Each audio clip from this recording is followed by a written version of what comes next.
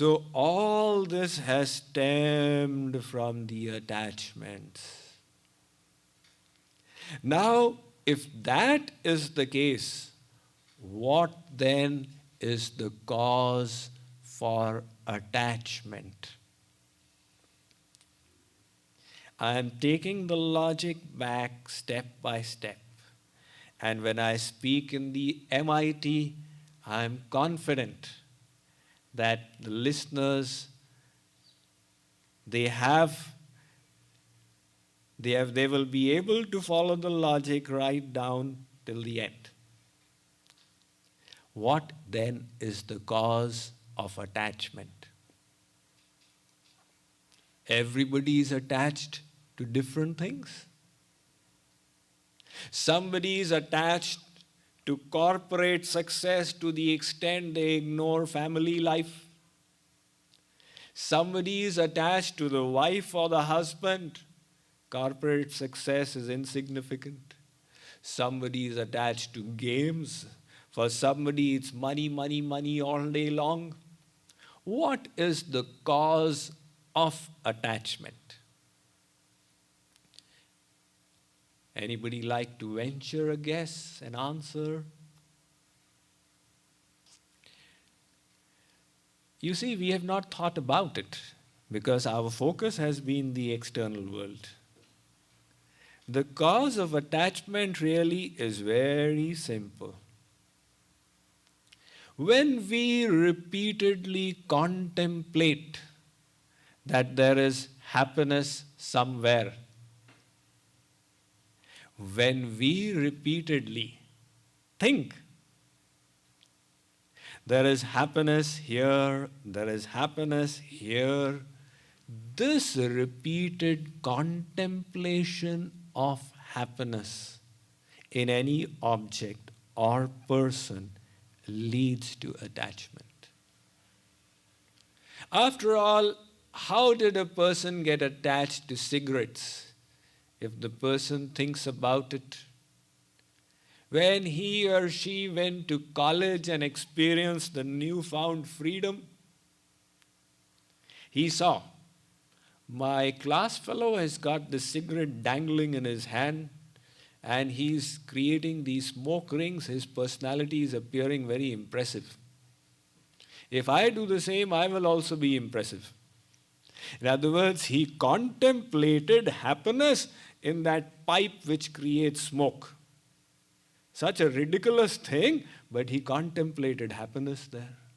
And he tried it out. But it was a terrible experience. He coughed, his eyes watered, it was foul smelling, but then he kept repeating this thought. No, there is happiness there. My friends get it, I will also get it. That repeated contemplation is what created the attachment. First it was one a day, hiding under the staircase and the restroom from the parents. And then after that, 2 a day, then 3 a day. Then it formed a link. One is over, he wants the other. That is over, he wants the next. Now he has got attached. This was created by his own repeated contemplation. Somebody contemplated happiness in tea. You know, when I tell people that, why do you take tea? It's not beneficial for health. The chemicals in it are not conducive for good health. Why do you take it? They say, Swamiji, if I don't take tea, my head will feel dizzy. Tell me, when nobody was drinking tea in this world, was everybody feeling dizzy?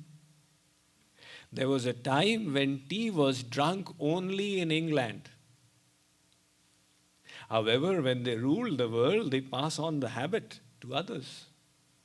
I hear from my parents that in India, people were given tea free of charge. And later on, when they started getting addicted, they were charged 1 paise. Then it became 2 paise. And now people buy that little cup of tea for 5 rupees from the railway station. Now they have got attached. So that attachment which got created was by this process of repeated thinking, repeated contemplation of there being happiness somewhere. So the whole chain becomes clearer. If we repeatedly think there is happiness somewhere, it will lead to attachment. And from attachment will come desire. From desire will come greed and anger. We seem to have got almost at the end of our research. Why now? Ponder over this point. Why do we repeatedly contemplate that there is happiness anywhere? Why does this contemplation take place? That, the Vedas say, is our very nature. That is the nature of our being. We have all emanated from an ocean of bliss. That supreme divine entity, whom you call God, Lord, Allah, Bhagavan, Ram, Sham, is an infinite ocean of bliss. We have been created from that infinite ocean of bliss. Our very nature is to seek bliss, as the little part is naturally drawn to the whole. That's the law of gravitation. The apple that fell on Newton's head, it was the earth pulling its little part. So in this case, the ocean of bliss is pulling us, its tiny fragments to itself. And we, tiny fragments, are naturally experiencing this urge for bliss. That is an irrevocable aspect of our personality. That nobody can cut. You practice spirituality for ages. You practice science and technology for ages. You go to any portion of this world. You will never be able to do away with this urge to experience bliss and happiness. So this urge for bliss is natural to us. That is why somewhere or the other, based on the environment we get, based upon our tendencies carrying over, we contemplate there is happiness here, there is happiness here. And once we have done that contemplation, the whole chain is now irrevocable. It will lead to attachment, which will lead to desire, which will lead to anger and greed. So when this urge for happiness is intrinsic to our being, how then do we tackle this process and utilize it for our benefit? Once we have understood the sequence, it can be put to our use. Now, without understanding the sequence, people endeavor. Give up anger. Give up anger. How do I do it? Is it some kind of a garland that I take it off and put it? I've given it up. Tell me how to give it up. You know, William James, he created a formula. He said there are two things. One is desire and one is the objects you have. If desire is a lot, the objects are less, you will be unhappy. If the objects are plenty, desire is less, you will be happy. So he said, reduce desire. Now, if I had a chance, I would ask him, that's all very well, but please tell me how to reduce desire. There was once a centipede that developed arthritis. Now imagine a human being with arthritis, how painful it is, and a centipede with 100 legs having arthritis. So an owl was passing by. The owl looked at the centipede and said, I'm feeling pity on your condition. Can I make a suggestion? The centipede said, go ahead. If you could become a swan, your miseries would reduce to just 2% of the present. The centipede said, that is a brilliant suggestion. I never thought of it till today. So, Mr. Owl, can you tell me how can I become a swan? The owl said, I don't know, I only make policy decisions. So similarly, it's all very well to say give up anger and give up desire. How do you do it? Now, one spiritual technologist who's the most prolific writer in the Vedic tradition, the great sage Vyas, he has put this whole technique of inner transformation into one verse in the Srimad Bhagavatam. He says, Vishayan dhyaya taschittam vishayeshu vishajyate mamanusmara taschittam mayyeva praviliyate. He says, it is so simple. You repeatedly thought there is happiness in these objects of the senses, in worldly things. You developed attachment for them. Now you repeatedly think there is happiness in the place where you wish to channelize your desire. Vyas, of course, is referring to God himself. He says, repeatedly contemplate there is happiness in God. And when you do that again and again, it will lead to attachment in God. Just like it led to attachment in these mundane things. And when you develop attachment for God, it will lead to desire for God.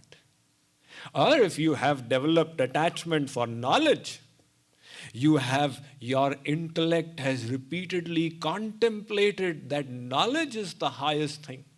Service to society is the highest thing. And you contemplated over this sufficiently, you convinced your intellect about this. That will lead to attachment in these sublime things. And that attachment will lead to these higher desires. And those higher desires will not downgrade you, they will uplift you. So to desire is not wrong. To desire the right thing is the secret. These great sages, whom world over they are respected as great prophets, great sages and saints, what was common to all of them? An intense desire for the sublime, for the supreme, for divine love, for divine knowledge, for detachment from mundane things. They had this desire, the faculty of desire was millions of times greater developed than in us. But they had channelized it in the right manner.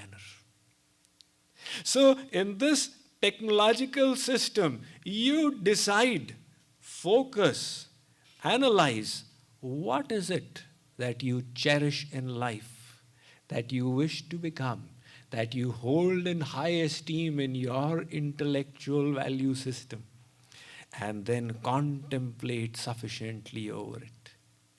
That contemplation will result naturally in everything else. When you develop the intense desire, sa yat kamo bhavati tat kratur bhavati, yat kratur bhavati tat karma kurute, yat karma kurute tadapi nishpadyate. The Vedas give this formula for motivation.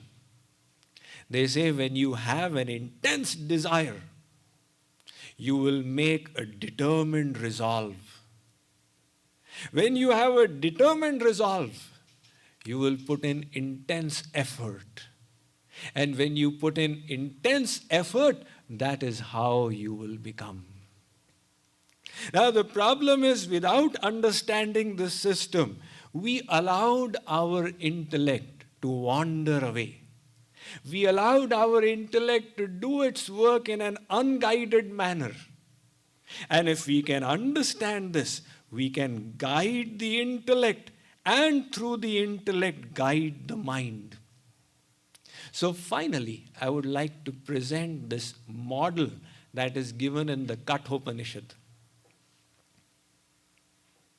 Atma nagvam rathinam vidhi shariram rathamevathu buddhim tu sarathim vidhi manah pragrahavan nara indriyani hayanyahur vishayans teshu gocharan atmendriya manoyuktam bhoktetyahur manishana. The Kathopanishad is stating that there is a chariot. It's referring to your body as the chariot. This chariot has got horses, 5 horses. There are reins in the mouths of the horses, from the mouths. The reins are in the hands of the charioteer, the driver, standing there. And there is a passenger sitting behind. Now, ideally, the passenger should instruct the charioteer, come on, this is my desired destination. And the whole contraption will go in the desired direction. But here what is happening is that the passenger has gone to sleep. So these horses have taken over. The horses say, we wish to go there, we wish to go there. They tug at the reins, and the charioteer, for lack of guidance, just directs the chariot in the direction where the horses tug. Now the chariot is the body. The 5 horses are the 5 senses within us. The reins from the mouths of these horses, this is the mind that has the ability to control these horses, the senses. The reins are in the hands of the intellect, the charioteer. And the passenger seated behind is the seat of consciousness, the soul itself, that is energizing the whole system, because of which there is life. You know, Albert Georgi, Nobel Prize winner, he said, in my search for life, I ended up with electrons and protons. Somewhere down the line, consciousness slipped out of my hands. In my old age, I am tracing my steps backward. What is the basis of consciousness? All the scientific community is puzzled by this riddle. Is consciousness created merely from combinations of electrons and protons and neutrons? It doesn't seem a sufficient answer. So the Vedas are saying there is the source of consciousness, which is the soul, the real you, seated inside. That is energizing this whole system. When that leaves, the system is insentient. When it is present, there is sentience everywhere. You prick a thorn into the finger, oh, what happened? It's paining. There is life. There is sentience. Similarly, the mind, intellect have all been energized by the presence of that seat of consciousness, the soul. Now, the problem is the soul is sleeping. If you can use that soul power, if you can wake up to your inner potentialities, and first of all, bring this intellect under control through sublime knowledge, through elevated, through divine truths, illumine this intellect. And then utilize that illumined intellect, guide the intellect. Don't let the intellect roam without guidance. And then use that intellect to control the mind, as we had discussed, by repeatedly contemplating the place for happiness which you cherish. And then utilize the mind to rein in the 5 horses, the senses. In this manner, the Vedas say, use this machinery that has been granted to you to cross over this vast material ocean and reach your final goal, final destination, which is God, which is the Supreme Lord Himself. Thank you all so much.